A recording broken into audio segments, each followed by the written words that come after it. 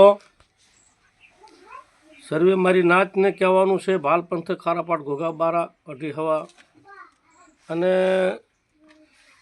મારા ખુદના કુટુંબને મારા આજે પણ કહેવા માગું છું કે જેથી કરીને તમને સગપણ સગાઈ કુટુંબ પરિવાર એના સગપણ તમને આવતા હશે કે નહીં આવતા હોય એ તમને ખબર છે અને જગત જાણવા પણ લાગી છે અને જાણે પણ છે.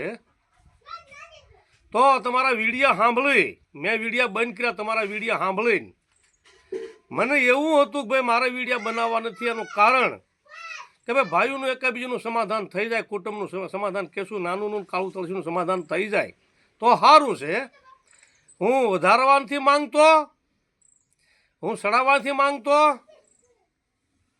તો તમે બે પક્ષી કેશું નાનું કાળું તળસી કુટુંબની માલિપા આટલા બધા દર્દે જવાનું પરિણામ એનો એન્ડ પણ સારો નથી અને સારો નથી આવ્યો પણ અને આવતો પણ નથી ક્યારેય. એટલે કુટુંબની માલિપા હંપી અને 5 પગલા પાછા રાખી અને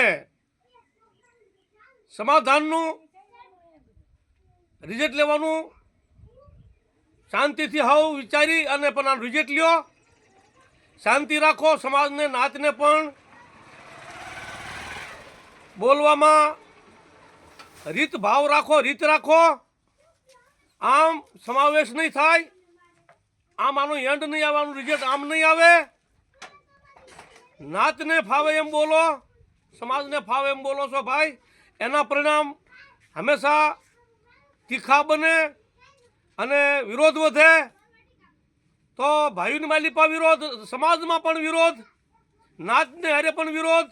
તો એનો એન્ડ કેવો આવે એ વિચારો થોડું.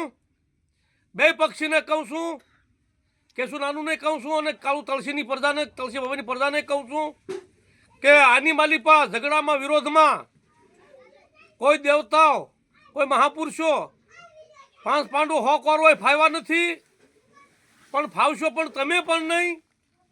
તો આજે હું ત્રીજો વ્યક્તિ થઈ અને 5 પાંડવોને સમજાવ્યા હતા, 100 કૌરવોને સમજાવ્યા હતા. એમ કૃષ્ણ ભગવાને તમને મારી સમજાવવાની એક કોશિશ છે અને સમજાવું પણ છું બે પક્ષીને.